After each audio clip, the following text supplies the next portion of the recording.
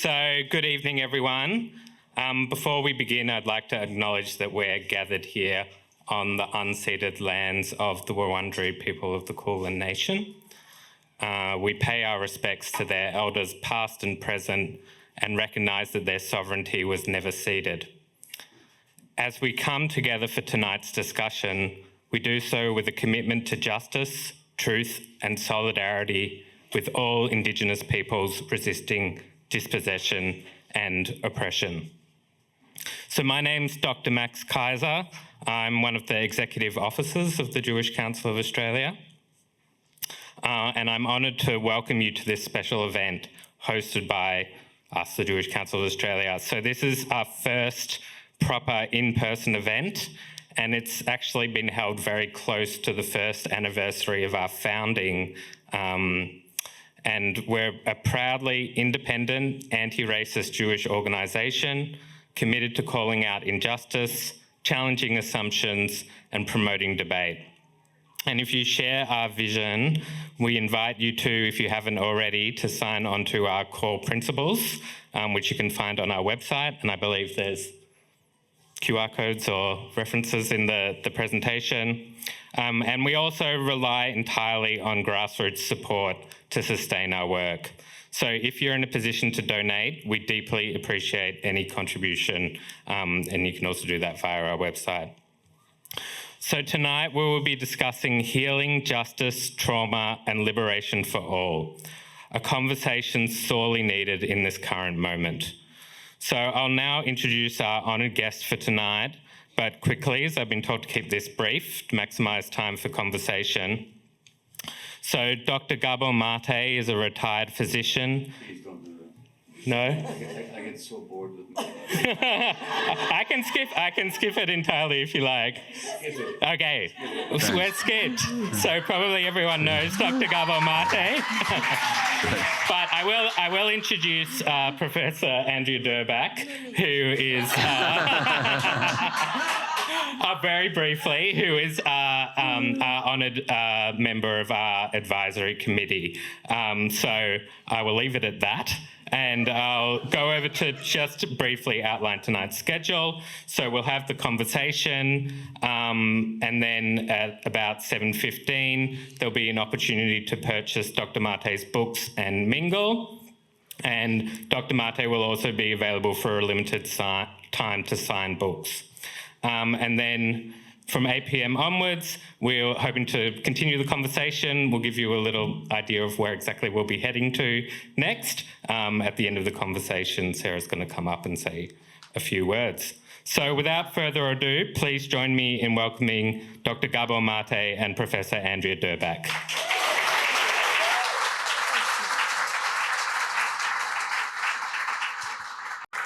Thank you very much, Max, and good evening, everybody. In an interview with Frank Barat, French journalist and former coordinator of the Russell Tribunal on Palestine, English writer Max Porter described feeling a bit rearranged after his return from the West Bank in October last year, where he was a guest of the Palestine Festival of Literature. The rearrangement, said Porter, is ongoing. There's a realization that no amount of books, well-written articles, scholarly analysis of the situation can prepare you for the reality of the specifics of that occupation. The effect was visceral. You're bathed in a kind of jouissance, and at the same time, your heart is utterly broken for the situation and for the people that live there. It took me a little bit of time, says Porter, when I got back to think, how will I do this? How will I put one foot in front of the other? It was hard to find a vocabulary or a strategy. It felt frankly, existentially bizarre and also morally urgent. As Gaza has unfolded over the last 15 months and inhumanity has filled our screens and hatred and contempt deluged social media, I have struggled to find my bearings, to carve a coherent reaction from my own shattered hopes. And listening to Max Porter, it felt as if he had summed up exactly how so many of us are feeling and have felt since the 7th of October 2023, a bit rearranged. Gabor Your being with us as we struggle to orientate to this increasingly existentially bizarre and morally urgent time feels like such an exquisite gift. And no pressure, but we are all hoping that you might put us back together tonight in the precious hour or so that we have with you. As Max Porter says, to show us how to put one foot in front of the other and so make our way through this wounded world. You were born in a world that was on the brink, in the words of Tsevetan Todorov, of facing the extreme.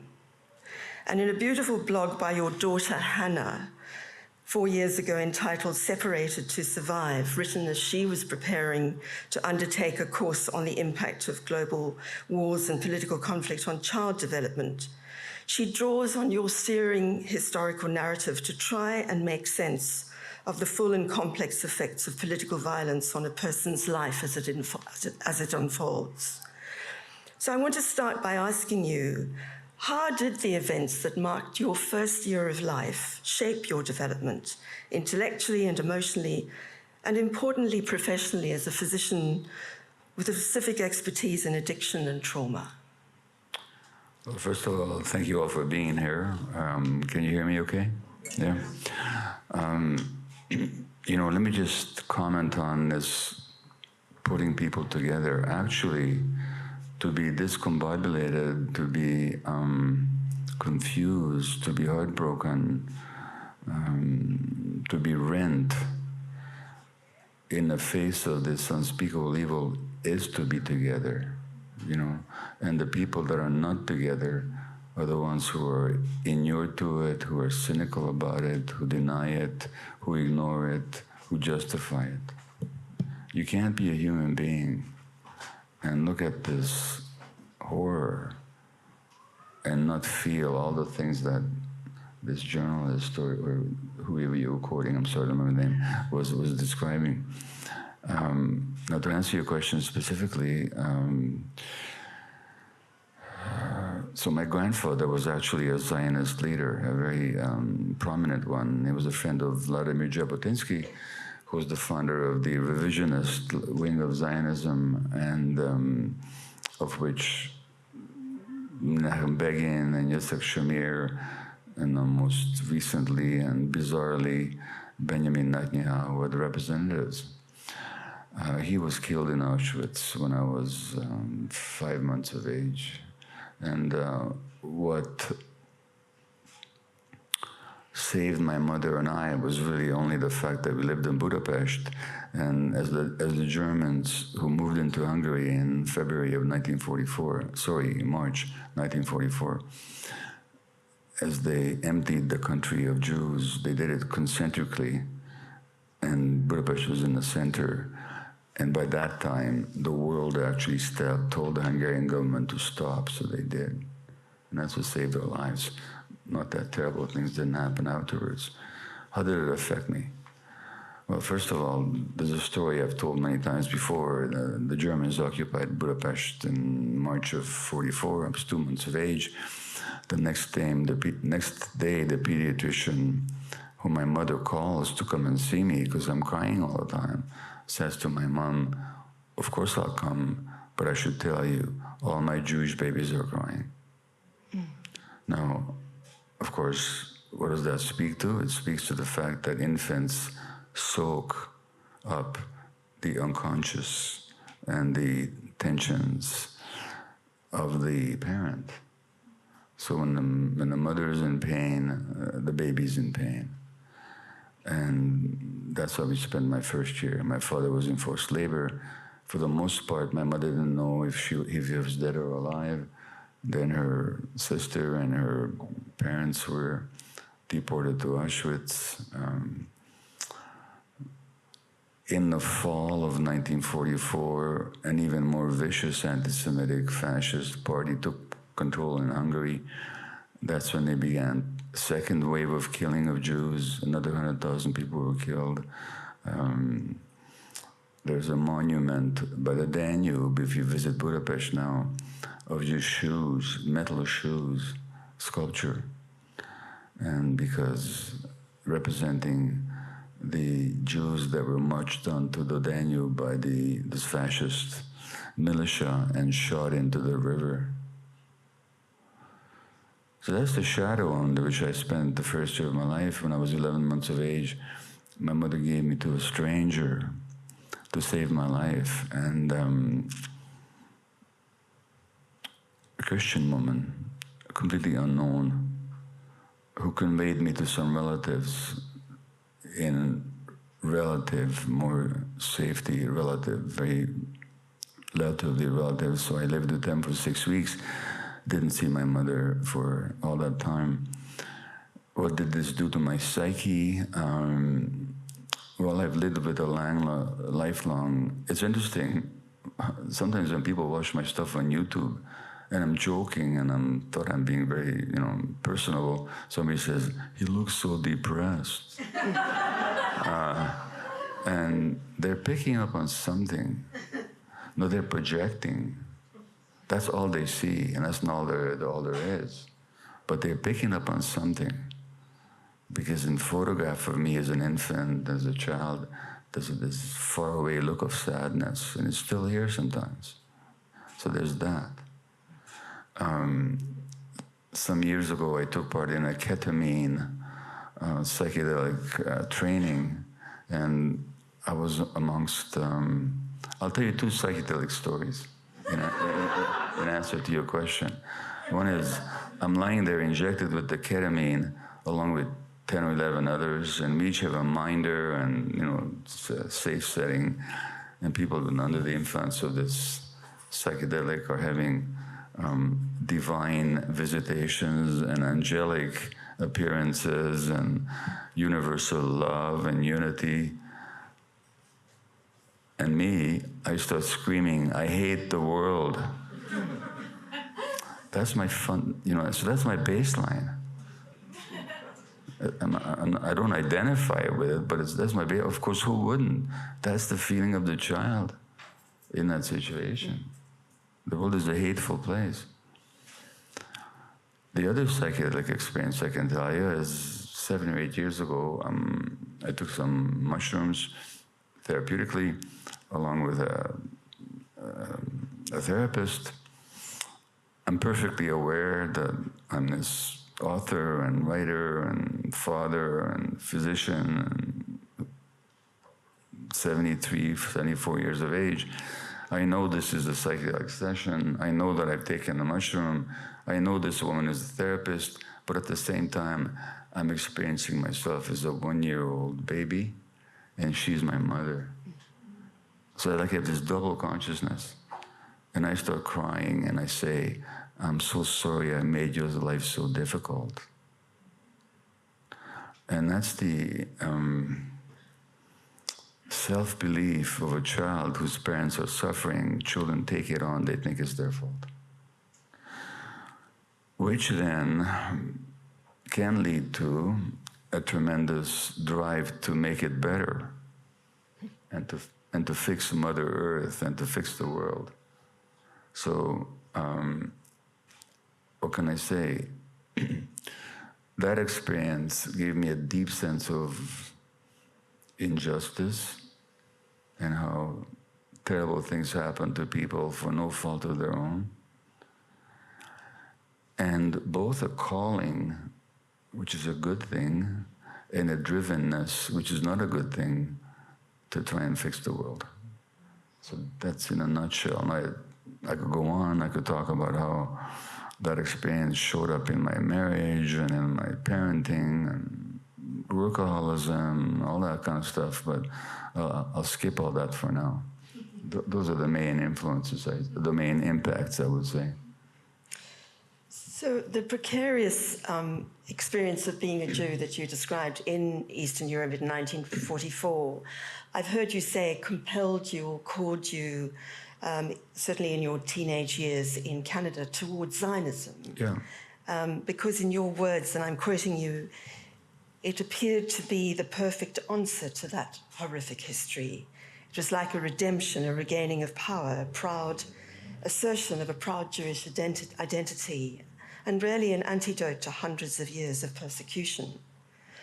But Gabor, then in subsequent years, you've spoken very critically of Zionism and its essence and rejected its tenets, and particularly its contemporary manifestation, stating that it's had horrific consequences, and I quote you again, for the Palestinian people and lamentable consequences for the Jewish people, that it has a corrupting influence on the Jewish soul. Yeah. What triggered this revision? It wasn't any overnight epiphany, it was gradual. I was a Zionist youth leader. I was the head of a Zionist youth group in Vancouver. And as you say, I was impelled towards Zionism as it makes sense. We were persecuted, wandering everywhere. We had this ancient homeland from which we were expelled. And ever since then, we've been persecuted. It's time to go back, reestablish ourselves, and claim our right to be a people, have our own army, our own state, where we're no longer a despised and vulnerable minority. That makes perfect sense. And for the psychological wound of, there's one part of it. There's a psychological part as well, which is that the American black psychologist, Dr. Kenneth Hardy, talks about what he calls the assaulted sense of self. And that's that the abused individual or collective takes on a view of themselves that the perpetrator has. So abused children tend to despise themselves. As somebody said, when parents abuse the child will love the parents and hate himself. Now, this is also true in the collective sense. So American blacks, for example, used to hate being black. They used to hate the fact that their hair was curly, like yours. You know? And they would try and, Malcolm X, the black leader, describes in his autobiography putting this searing chemical on his scalp to try and straighten his hair. And people tried to bleach their skin. And Malcolm X once said to people, who taught you to hate the shape of your lips or the shape of your nose or the color of your skin? And you see this everywhere. Everywhere there's colonialism. White is good, and the darker you are, the lower status you are. This is true in India. This is true in Africa. It's true in South America. It's also true for Jews. A lot of Jews develop a negative sense of themselves for the same reasons. And I had that. So Zionism, which all of a sudden gave me a sense of pride and identification and even a sense of superiority, this sense of belonging to this proud ancient race, was also an antidote to the, not just to the historical dilemma of the Jewish people, as I understood it, but also to the psychological dilemma. There's only a few things wrong with that perspective. One is, this may be surprising to you, but there was never any expulsion from Palestine. Didn't happen. It's a story. It's a story. Most Jews never came from Palestine. They were converts elsewhere. Already in ancient times, at the time of the destruction of the Second Temple in 70 AD, many more Jews were living outside Palestine than inside Palestine. In the 5th century, there were Arab Jewish kingdoms in Arabia, kingdoms of Jews. There were large numbers of Jewish converts in India, in China, in North Africa. So the story of this wandering people, and by the way, you know what? The great king, the Egyptian exile never happened. No historical evidence whatsoever. In fact, at the time that the Jews were supposed to have left Egypt, Palestine was a part of Egypt. And there's no evidence of even migration, none of that. There's no great kingdoms of David and Solomon. Story. Maybe there was a king called David, a small tribal enclave. So this whole story that we've addicted to is itself a mythology. Well, I didn't find that out right away, but the first thing that happened was when I was still a Zionist, and by the way, I'm talking about stuff that's been uncovered by Israeli Jewish historians. But let me tell you something really interesting, and I mentioned this in a YouTube conversation that you did see. David Ben-Gurion and Yitzhak Ben-Tzvi, Ben-Gurion became the first prime minister of Israel. He was the head of the Mapai, the Labor Party, the progressive wing, so-called, of the Zionist movement. Yitzhak Ben-Tzvi became the second president of Israel after the death of the first one, Chaim Weizmann. They wrote a book together in 1922 based on their research, in which they argued that given that the Jews were not expelled from Palestine, what happened to them? Well, the ones that stayed there were the peasants, the people that worked the land. Guess what?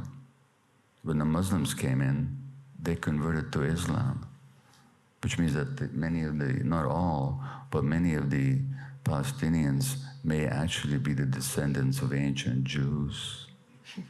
Ben-Gurion and Yitzhak Ben-Tzvi argued this. They're not the only ones. So,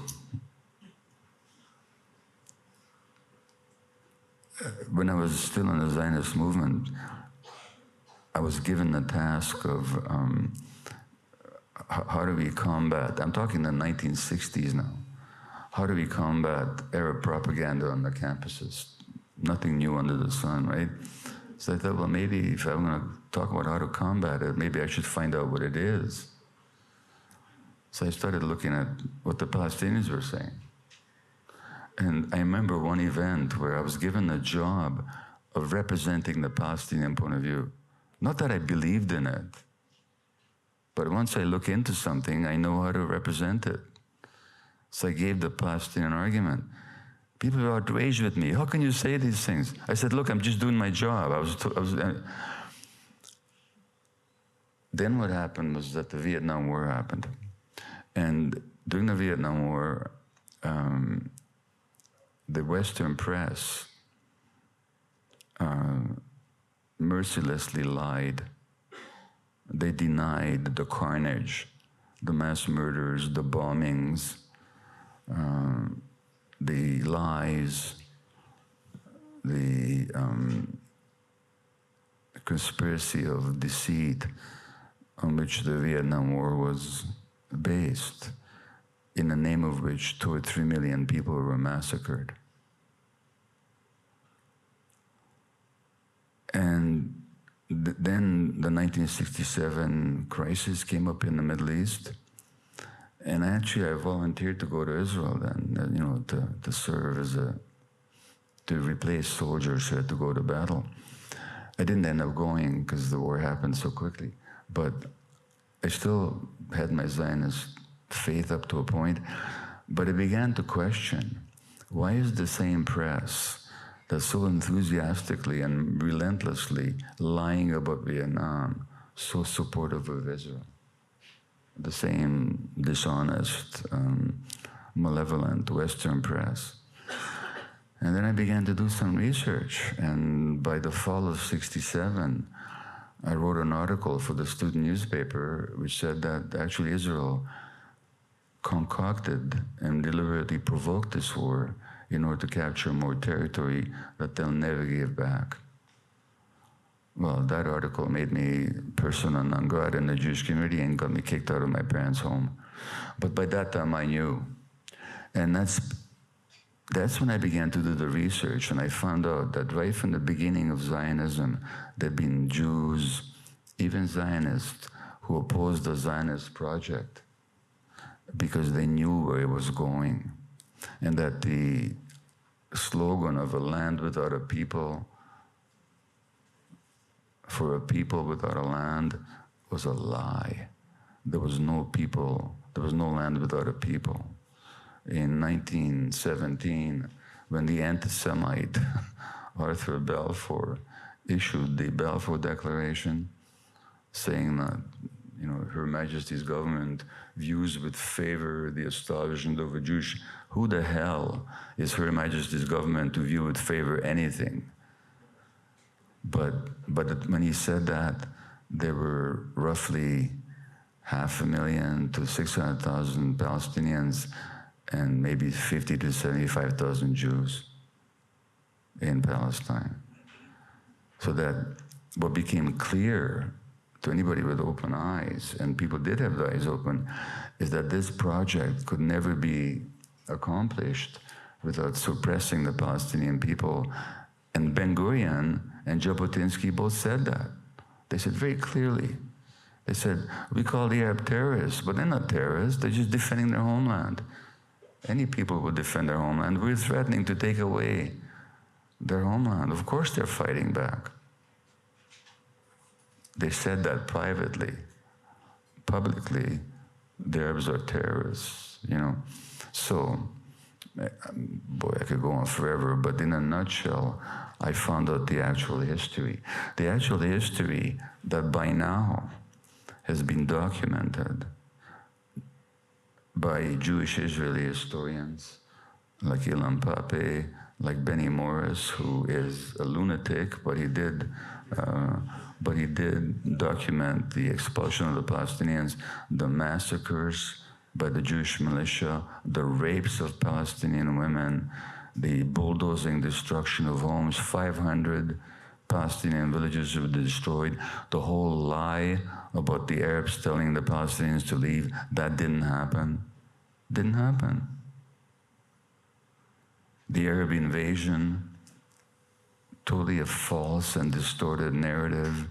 The terrorism and the destruction of Palestinian villages started half a year before the Arab invasion. And one could go on forever. And it's continued since. There's been, so the question, there's no epiphany, but I learned the history. And I learned the history not as documented by Palestinians, but as documented by Jews and Israelis. So that's all there is to it. Nobody who knows the history can possibly believe a word of these Zionist propaganda talking points. It's all ludicrous nonsense. Gabor, I want to ask you a question now that relates to my own upbringing. Yeah. And as you know, I grew up in apartheid South Africa, and I worked as a lawyer there to try and expose the horrors of the brutal cruelty of that pernicious and racist system. And then I've worked as a lawyer in Australia against trying to challenge this largely disavowed genocide of First Nations people here. And if I may interject, my understanding was that the Jewish community, not necessarily as a whole, but in significant part. You're going to ruin my question. Oh, okay. Sorry. So let me finish. I can feel it coming, and I don't like it. I didn't know it was coming. It's coming. It's coming. Yeah. So to get back and to actually take off from where you started, Yeah. the struggle against apartheid and for civil rights in America and for indigenous justice in this country has been strongly and unambiguously supported, and in some cases led and shaped by many Jews around the world. Yeah. And yet I've been so struck about how powerful Zionism can be in altering the vision of Jews in their stance on Palestine, who would otherwise take quite a progressive stance on related injustices in the world. And so perhaps naively, I've always believed that Jews, following the unimaginable cruelty and scale of the Holocaust, would perhaps see the parallels with the sustained Israeli occupation and the systemic dehumanization that you've just spoken to and the decimation of Palestinians. So I want to ask you, what happens to allow this collective compartmentalization, some would say hypocrisy, or disassociation? How do people get to this kind of selective application of human values that Jews believe are so intrinsic to Jewish tenets and ideals? Yeah. I don't think it's hypocrisy. I actually think they don't know. Hypocrisy is if I know something and I pretend otherwise. I don't think they know. They don't permit themselves to know. So in the yogic, not that I know much about yogic philosophy, but from what I understand, in the yogic understanding of the mind, there are these four dynamics. There's the intellect, which can discern. There's awareness, which is consciousness, which holds everything. There's memory, conscious and unconscious, which is like a store of everything you've experienced and heard and downloaded. And then there's identity. And identity is what you identify with, what you consider yourself the same as. And identity governs everything in the unconscious. So if you identify with this traumatized history of this nation expelled from its homeland and always suffering, in which there's a lot of truth, of course, and if that's how you identify, then your intellect will not permit for you to, it will not absorb any facts that go contrary. And Zionism pretty much has become a cult. It's become a cult. You can talk in the abstract about Zionism representing the self-determination of the Jewish people, but I mean, that's nonsense. I mean, if Zionism represents the self-determination of the Jewish people, why aren't the Jews flocking to Israel? But they never have. Even after the Second World War, most of those refugees did not want to go to Palestine. The Zionists worked very hard to force people to go to Palestine. So it's like, for me, Zionism is an antidote to that sense of powerlessness and sense of the persecuted identity. And if you identify with that,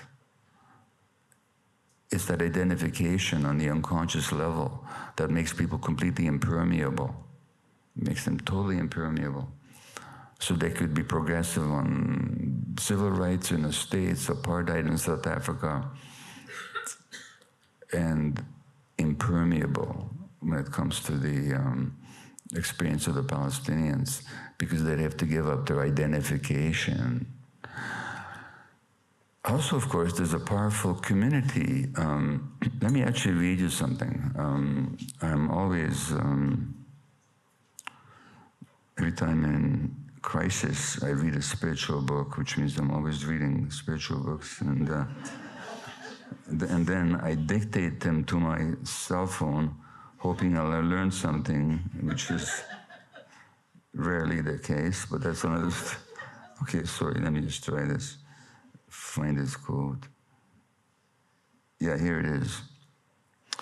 So Thomas Merton was a Catholic monk and a mystic in the 50s.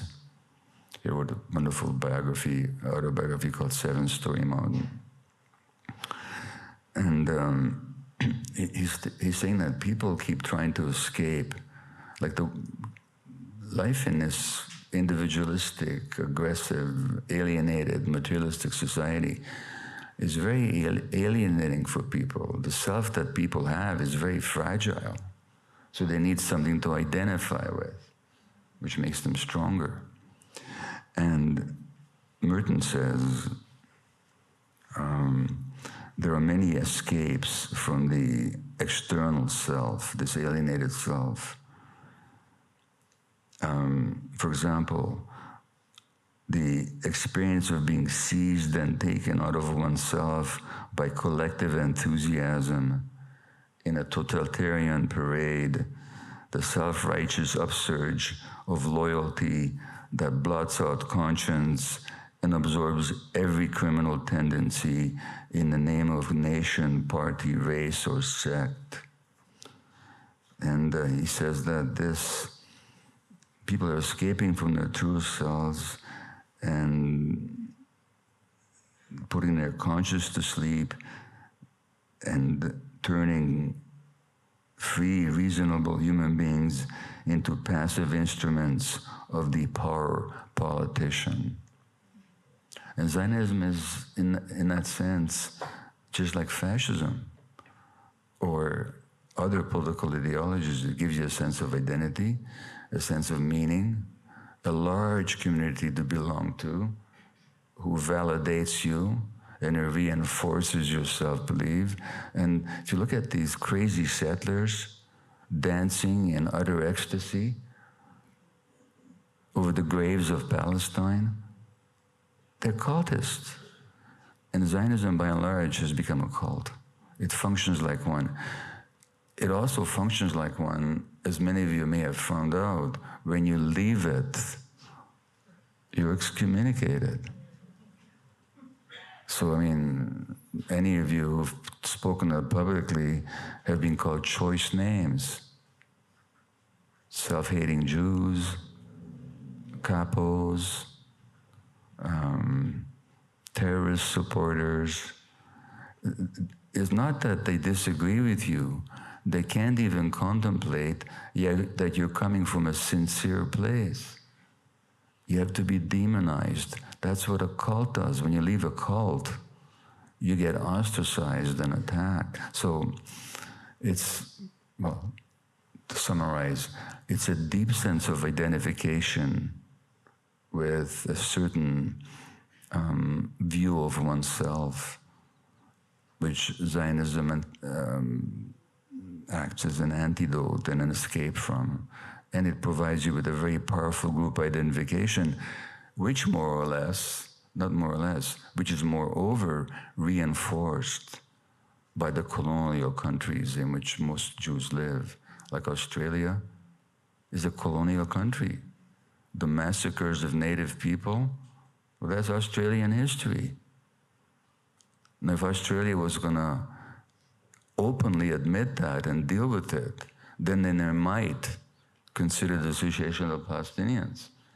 But in Canada, 5 years ago, there was a poll about residential schools. Now, residential schools in Canada where indigenous kids were abducted from their homes, forbidden to see their parents, and under the aegis of the church or the state, were abused sexually, physically, emotionally, beaten. Many of them died, many got sick. All were traumatized. And this is not even vaguely controversial. And 4 years ago, 5 years ago, there was a poll in Canada. 70% of people did not know or knew little about those residential schools. Now, it's illegal in Canada to deny the Holocaust. It's not illegal to deny the massacre of native people. So what I'm saying is that the Zionist self-image is reinforced by the colonial context. And all the countries that were responsible for genocides all around the world. Belgium, you know, how many of you knew that the Belgians killed 12 million Congolese at the end of the 19th, beginning of the 20th century? Raise your hand if you knew that little fact. 12 million. Three of you know about it. Not your fault. They don't teach it in this country because it was a colonial enterprise. Did you know that the first German genocide was not against the Jews? Do you know where it was? In Namibia, in the 20th century, early 20th century.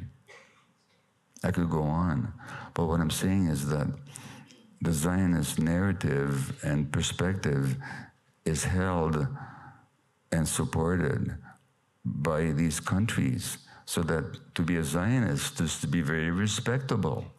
In Canada, the Canadian Prime Minister says, I'm a Zionist. We have the same values as Israel. Yes, we do. The replacement and dispossession and oppression and ongoing exploitation of the indigenous people. So it's not just Jews and Zionism, it's also the broader world imperial context. Gabor, I want to move now to the subject that has shaped so much of your work and your thinking, and that is trauma. Yeah. And you may be aware, but in May 2024, child of Holocaust survivors and scholar of Holocaust memory and transgenerational transmission, Marianne Hirsch, wrote a fascinating article called Rethinking Holocaust Memory After October the 7th. And almost as a challenge or a recantation to her own assumptions and conception of Holocaust post-memory and its seeming incurability and inevitable repetition, she writes, and I quote, "After October the 7th, we are seeing how at moments of crisis and danger, the phantom of the Holocaust can resurface to reactivate trauma in Jewish communities for those who were there. But we are also seeing how it activates inherited trauma for those who decidedly were not there, but perhaps were descendants of survivors. I do not in any way deny the existence and growth of global anti-Semitism, and nor the phenomenon of lasting indirect or compounded transgenerational trauma. But we must, as post-memory generations, recognize that our post-memories do not grant us the status of victims. And we must be aware of how the contagion driving these phenomena can lead to the perpetuation of a culture of defensiveness, denial, racialized hatred, nationalism, and ethnocentrism that can result in further violence. We must be aware of how the inherited trauma we have ourselves studied and theorized and perpetuated can make it difficult to perceive and acknowledge larger contexts and the suffering of those deemed other." And when I read this, it seemed to me that what Marianne Hirsch was saying was that, to some degree, and I am being so shocked at the response of Gaza by so many of my fellow Jews, is that trauma can act to blunt empathy. And I wondered what your response was to Marianne Hirsch, first of all, almost recanting a view that she's held, but also, is there something in that notion that trauma can actually blunt your understanding of other and their pain? Well, it does. I mean, if you want to see a really traumatized person with no empathy whatsoever, look at Adolf Hitler. Or look at Donald Trump, for that matter, who both severely traumatized children. And the blunting of empathy is a blunting of one's own. See, empathy is vulnerable.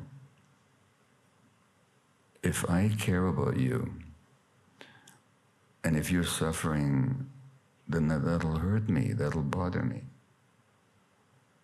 Now, if you're so badly hurt that you completely shut down your sense of vulnerability, then you can have no empathy.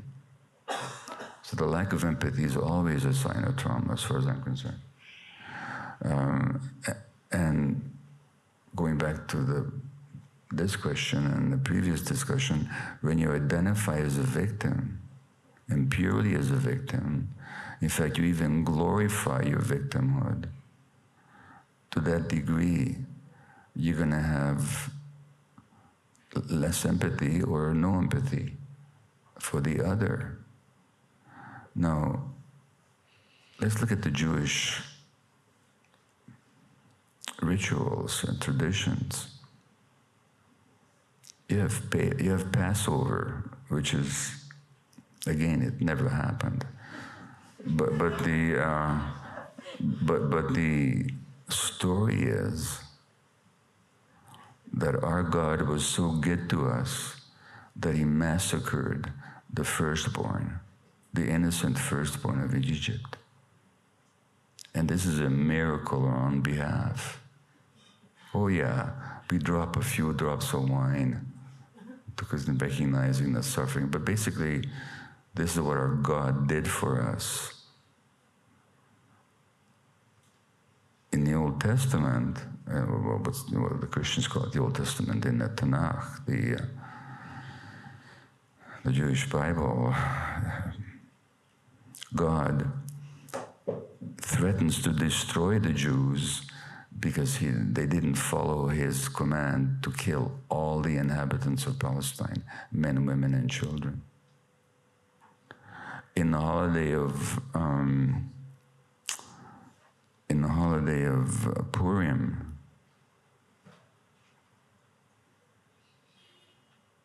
which, by the way, again shows you the story of exile, what nonsense it is, because there are many Jews living in Persia where the story takes place. The Jews end up killing 75,000 Persians, and this is celebrated. So there's a tremendous tradition. And in the Jewish tradition, there's also the prophetic tradition, to give it its right. There's also this tradition of justice, of the truth speakers who say that there's some higher truth than ruler or nation or wealth, and that higher truth is justice for all. So that is in the Jewish tradition as well. So there's this double tradition of deep chauvinism, a lack of empathy for the other, the goyim. And if you look at some of the parts of the Talmud, it's horrendous. That on a Shabbat, it's not, if a Jew is in trouble, you can help him or save his life, but a goy, no, you can't. So this is part of our tradition. We got to own this. A lack of empathy. And so lack of empathy is always, to me, a sign of deep hurt on the individual level. On the political level, it's simply the expression of greed and power hunger. So when you have people who have both greed and power hunger and political power and personal hurt, you get monsters of history, like a whole number of people we could mention. In terms of the reshaping of memory, we've been using, Israel didn't always celebrate the Holocaust. When I say celebrate, I mean venerate it. There used to be, you know what, the Zionists were contemptuous of the Jews of Eastern Europe.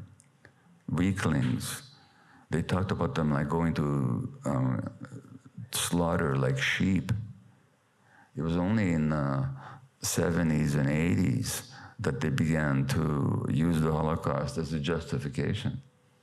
So they used memory quite consciously and quite deliberately and quite manipulatively. Now, if you buy that story that we've always been persecuted and in every generation the nations will rise against us, if that's your belief. Furthermore, if you've been told all your life that the Palestinians are just vicious terrorists, just itching to get at you to slit your throat, then October the 7th is just another example. And this nauseatingly dishonest statement that more Jews were killed, you know, in one day than ever since the Holocaust, equating this vicious but desperate act of Palestinian resistance with the Nazi genocide. It just seems natural. Oh yeah, it's just one more example, and it makes sense, and you believe it. And this despite the fact, and I'll finish here, that there have been, I can name you at least 6 Israeli historians, Jewish historians, of genocide. Not just general history, but historians of genocide, whose career and studies have been based on studying genocide for decades. I can name you 4 to 6 of them who said that what's happening in Gaza is genocide. Have you heard that in Australia? In the public press, in the media, that Jewish Israeli historians who study genocide, who understand genocide like nobody understands genocide, have called Gaza genocide. So there's a real necessity to revamp our memory. But again, we have to let go of the identification as the eternal victim. I want to move to our post-final question, which is the pre-final question, and touch on something which has been really troubling this nation as many others, and that is the question of anti-Semitism. As you probably know, the Jewish Council of Australia was really established to expose the sort of facile conflation between the condemnation of Israeli conduct and anti-Semitism. And as anti-Semitism, as we all know, has accelerated very worryingly in the last 15 months in this country and globally, we continue, as you mentioned earlier, to face the relentless accusations from members of the Jewish community that our criticism of Israel and the systematic extermination of Palestinian people is or feeds anti-Semitism. Yeah. And this assertion has found its home on university campuses, where the idea of academic freedom and the right of freedom of expression in the form of critical discussions about Israel, student protests, even artistic expression, has resulted in Jewish academics and artists being accused of anti-Semitism. Yeah. And perhaps, for me, the most alarming recent development, more acutely visible in the wake of the second reign of Donald Trump, has been, in the words of Guardian journalist Sam Wolfson, and I quote, "the lining up of some of the world's most wretched anti-Semites to give their unalloyed support to Israel, which turns a blind eye to antipathy towards Jews as long as proponents of this anti-Semitism support Israel. And to make things even worse and more complicated, the self-described anti-Semitism watchdog, the Anti-Defamation League, as you know, recently dismissed Elon Musk's infamous raised arm at a Trump inauguration rally as an awkward gesture in a moment of enthusiasm. So with all these distortions around anti-Semitism knocking against one another, in my view, anti-Semitism, in its intended form, seems to be the biggest casualty. And so amidst all this worrying clamour, I want to ask you, how do we create a space for an authentic, meaningful discussion about and in response to hatred against Jews?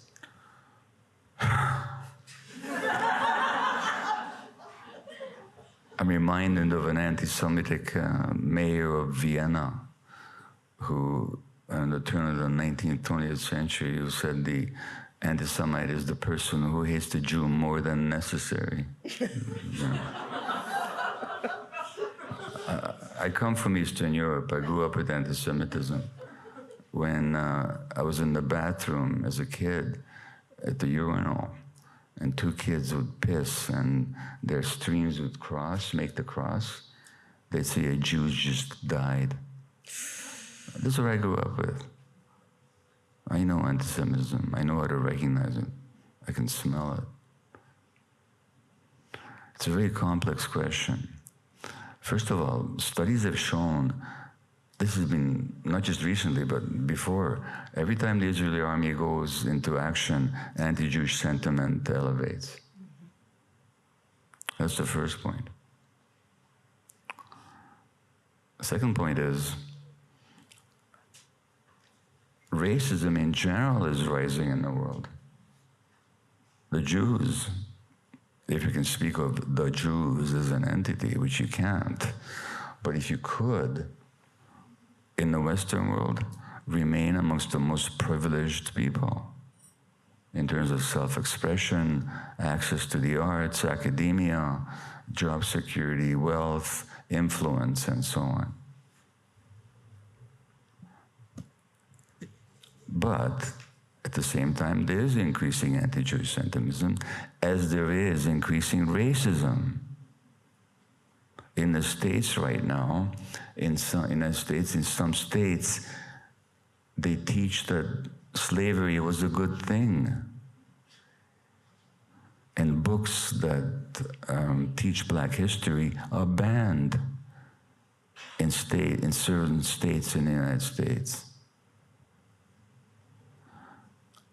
In Europe, there's tremendous anti-Islamic sentiment, tremendous anti-Islamic sentiment. For all kinds of reasons I won't go into now, racism in general is rising in the world, and so is anti-Semitism. That's indisputable. But I don't see it as distinct from other forms of racism. Number one, we have to ask, why is racism rising, and what are the forces driving that? Number one. Number two, when Israel says, and when its stenographers and parrots in the Jewish communities around the world repeat that Israel is the Jewish state, the state of the Jews, when Israel declares itself to be, which it has, the state of the Jews, which means it's not the state of its citizens. It's the state of anybody who's Jewish here, that's your state. If you're a Palestinian in Palestine, it's not your state. If you're an Arab in 67 Israel, it's not your state. It's the state of the Jews. And it acts in the name of the Jews for the benefit of the Jews. Well, if that's what we're telling the world, then what are people supposed to think of the Jews when the Jews massacre Palestinian children? So who's creating it? Who's creating this identification of mass murder with Jewishness? And people get confused. They believe Netanyahu, and then they become anti-Jewish, if they believe Netanyahu. So that's the main point, is what's creating all this. The same Jewish organizations that complain about anti-Semitism are feeding it with their identification of these unspeakable acts and this oppression and this terrible occupation with the Jews in quotation marks. The last point I'll make is that the vast majority of people who are opposed to Israeli policy, to Israeli occupation, to the deprivation, they're not anti-Semites. They're just human beings whose hearts are broken. And were Israel to behave differently, they would have no anti-Jewish sentiment whatsoever. So, yeah, there's a minority of racists who will use everything. Look, you know what an anti-Semite is? I'll tell you a story about an anti-Semite. There was a Roman emperor. There's a story about him that he is being driven on a chariot through the streets of ancient Rome, and a Jew fails to greet him. And the emperor says, punish him. How dare he ignore the emperor of Rome? A few minutes later, another Jew, having heard this, obsequiously bows and salutes the Roman emperor. And the emperor says, punish him. And his servants say, what for? How dare he draw attention to himself in the presence of the emperor of Rome? Don't you get it? He said, I don't care what a Jew does, I just hate them. But that's an anti-Semite. There are anti-Semites like that. It doesn't matter. And as Jean-Paul Sartre very famously said about anti-Semite in his book, Anti-Semite and Jew, that the anti-Semite is not afraid of the Jew, he's afraid of himself and his own humanity and his own freedom.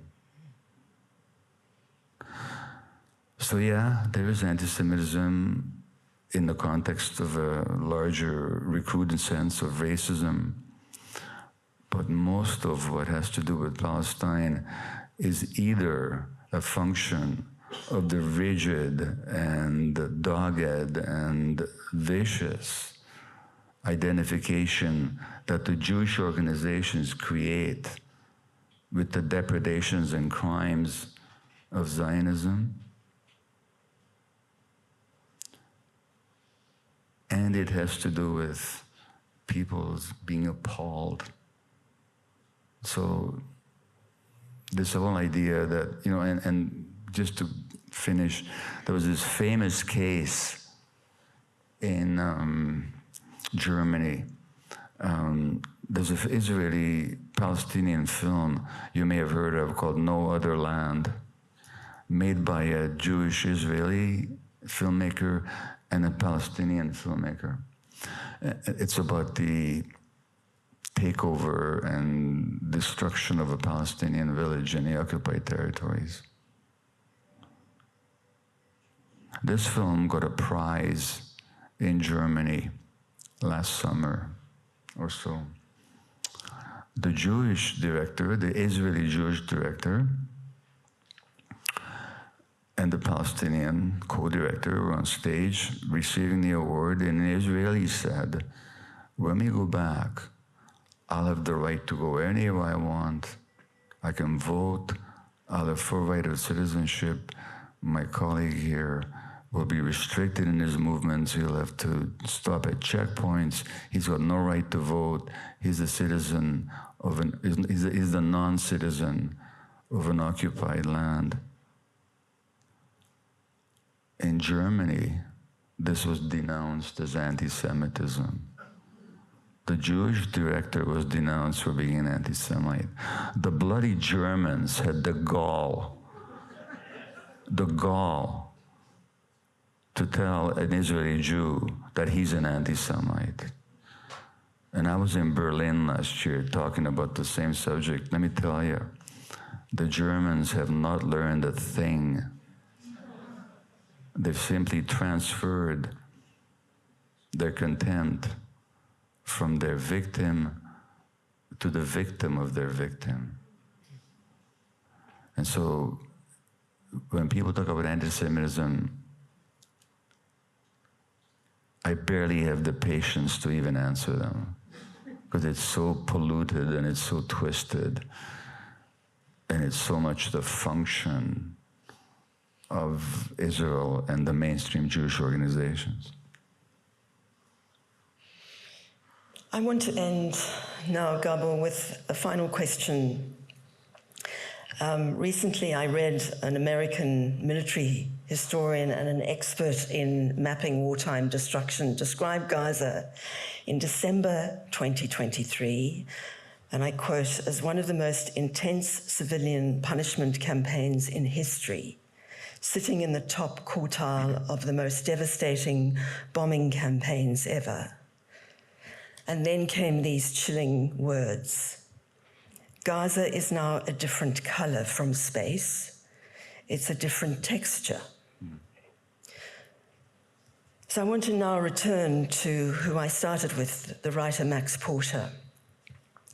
But before I do, I want to just mention, as you know, that in the early 1990s, American poet and activist June Jordan referred to Palestine as the litmus test of morality. Yeah.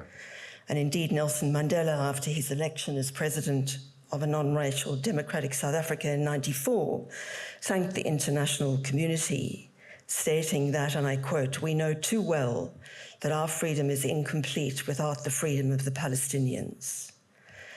And to go back to Max Porter, when he came back from Palestine in October last year, he said, and I quote, that what has happened in Gaza in the last year has to have completely changed the world.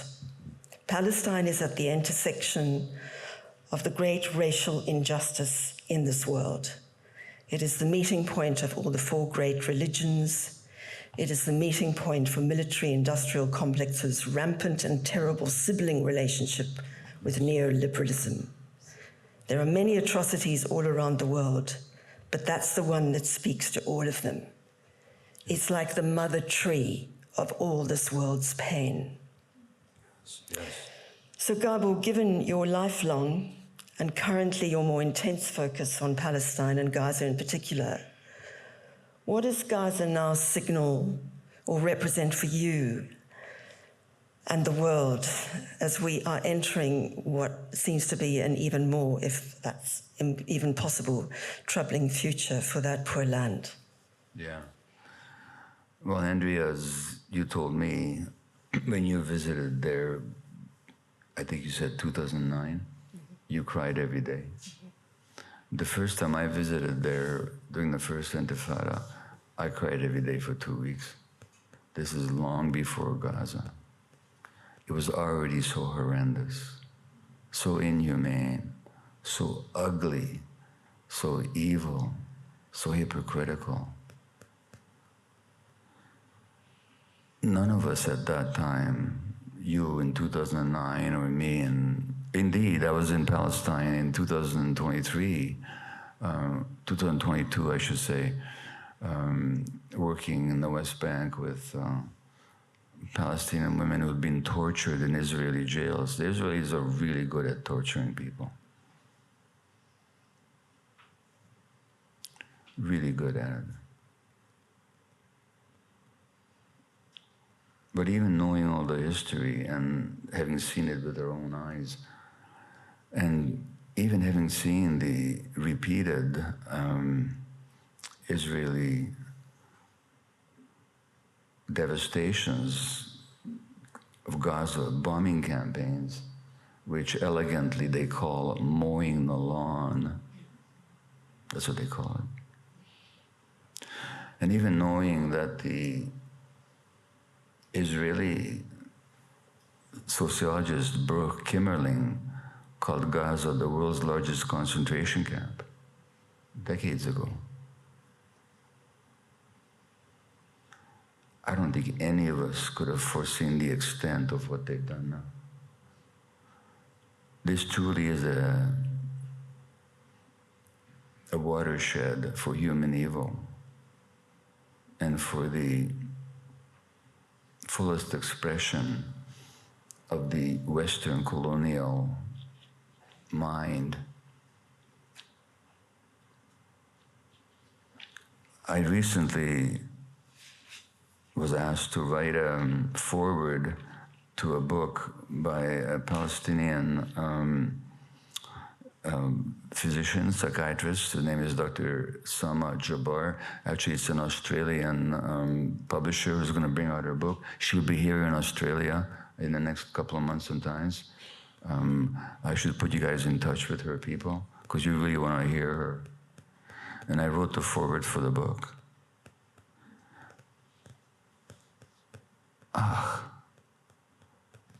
What she has to deal with, even before Gaza. The words fail one. So, and I'm afraid that the short-term outlook is devastating. Israel might very well succeed in the long-held Zionist dream of expelling all the Palestinians. They may succeed. They now have a U.S. administration who the new American ambassador to Israel, Mike Huckabee, doesn't use the word occupation or settlement. He calls them neighborhoods and communities. They don't believe it's occupied. It's Samaria and Judea. And who knows? They might yet succeed. But historically speaking, it'll be one of the watershed moments in human history. People look back to it as the ultimate and clearest expression of the Western colonial mentality and what it's capable of and its inhumanity. And it'll both disturb and inspire people for a long time to seek justice, to seek truth, to speak out. So that's going to happen. And both you and I were struck by the utter humanity of the Palestinian people. How humble they are, how sweet they are, how welcoming they are, how desperate they are. Just tell our stories, just tell our stories, they kept saying to me.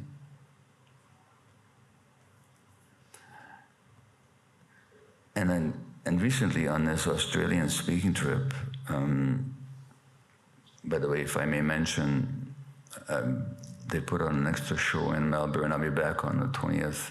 If anybody's interested in hearing my talk on trauma and health, it'll be on the 20th of Melbourne, 20th of February here in Melbourne. They just added that. But I was given a book of poetry by a Palestinian poet called Mohammed El-Kurd. And the preface to the book of poetry by an American poem, Dr Maté, says the following. They say, the state of Israel, this sounds harsh, but it's true. The state of Israel and the justification for its existence are crimes against all humanity. The state is the worst of the human spirit manifested into a fully functioning government. It's an issue that goes way beyond Jewishness. It goes way beyond Jews against Palestinians. See, I don't think we Jews are any different from anybody else. I've always said, when people say, how can Jews do this after what happened to them? You know what my response is? We Jews have just as much right to be mass murderers as everybody else. We're just human beings. This is not just a Jewish issue. It's an issue of the nature of the world that we live in, the forces that govern it, the nature of the system that dominates this world right now. And its most concentrated expression is Gaza right now. So that's what we see from space when you look at Gaza, is what this system, never mind Israel, never mind Jews or Palestinians, what this system is capable of. And if that does not, and that's going to be at some point seen as a real watershed in human history, as Angela Davis said, a real litmus point. I just finally mention, if anybody is interested, there was a documentary made when I was in Palestine in 2022, not about me, I'm in it very briefly, but when I did that workshop for women traumatized in jails, it's called Where the Olive Trees Weep, and you can find it online. It's a beautiful film. If you want to know about the occupation, watch Where the Olive Trees Weep. I think I've exhausted my answer. Thank you. Or the audience, whichever the case may be. Well, I want to just say that in my preparation for tonight and my reading and listening to you, I was often reminded of what Australian philosopher and thinker and son of this state and city, Raymond Gaita, has termed the moral power of conversation. And with you, my sense throughout tonight, but also listening to you and sort of breathing you in the last month or so, is that conversation is not just a casual endeavor, it's a necessity. And it's an invitation to excavate and to reorient our own understandings of ourselves, but most importantly, in relation to one another. And at a time when my belief in justice and hope has been turned on its head, you, Gabor, have, as with tonight, created thousands of very precious openings across our polarized world of daunting challenges and threats of time past and present. And you remind us very acutely of what we might, as Ray Gaita writes, that we must reaffirm dignity of all and for all and keep it alive despite the dehumanization around us. So I want to end with the prophetic words of a 27-year-old Albert Camus from his essay, The Almond Trees, written at the peak of World War II, when many in a ravaged world were calling for justice and repair. But in a funny way, when I read it, and when I've listened to you, and tonight it's just been reinforced, I think these words could be spoken in appreciation of you and your work. And here's Camus. We have not overcome our condition, and yet we know it better. We know that we live in contradiction, but we also know that we must refuse the contradiction and do what is needed to reduce it. Our task as humans is to find the few principles that will calm the infinite anguish of free souls. We must mend what has been torn apart, make justice imaginable again in a world so obviously unjust, give happiness a meaning once more to peoples poisoned by the misery of the century. Naturally, it's a superhuman task, but superhuman is the term for tasks we take a long time to accomplish. That's all. Beautiful. Thank you, Gabor Maté, so Thank you. much. Thank you. Thank you. Thanks.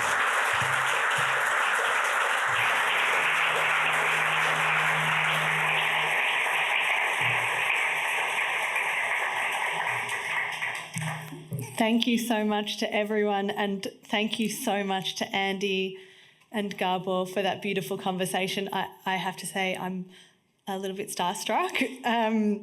I think your words about the stories that we tell ourselves, how they're created and manufactured by trauma, what we permit ourselves to know, how our memory is shaped and reshaped, speak so profoundly to this very moment where Palestinians are being slaughtered in a genocidal war, while so many people that we here today know and love believe themselves to be the victims and are part and have been part of causing so much harm. I do hope that more of us and more people in the world come to recognise what you say as the utter humanity of Palestinian people. I know that you're here on a sold-out tour. We are so lucky to have you in this exclusive conversation with the Jewish Council and really appreciate you taking the time for us. This was the first of our in-person Jewish Council of Australia events. We're hoping to have many others. I'm just going to give a little brief, comment on what we've got planned for this year coming up. Since launching, we have been trying to really change some of the conversation here in Australia, sharing Jewish voices in support of Palestinian human rights against all forms of racism, voices which are often silenced. We want to challenge what it means to be a Jewish organisation. We've been working with our allies across the Palestinian solidarity movement, human rights and anti-racism movements, meeting with politicians, policymakers, engaging in law reform, speaking to the media, and of course trying to bring Jewish people together. We've created over 20 discussion groups, trying to create more spaces for honest conversations like we've had today. We've been doing all of this as volunteers. This year, we really want to expand our work and to continue to create more spaces like this one. Apart from donations, which Max mentioned, if you do want to get involved in any way, including in one of the discussion groups, please have a chat to one of us here tonight. I'm here. I think Aviva, Max and Ohad are in the audience, as are many members of our advisory committee, or feel free to send us an email. Gabor's books will be for sale out the front, including The Myth of Normal, which is a groundbreaking investigation into the causes of illness, a bracing critique of how society breeds disease, and a pathway to health and healing. Gabor will be signing books here for a short while, I believe, until 8 p.m. Please, I'd encourage you to buy one. And if you would like to hang around and to continue this conversation with us at the Jewish Council, we will be heading to the Flight Club, which is at 288 Russell Street, just a couple, I believe 100 metres or so down the road, straight up Little Lonsdale Street. Please join us there. And thank you again to our incredible guests, Andy and Gabor. We're so privileged to have heard your wisdom tonight. Thank you.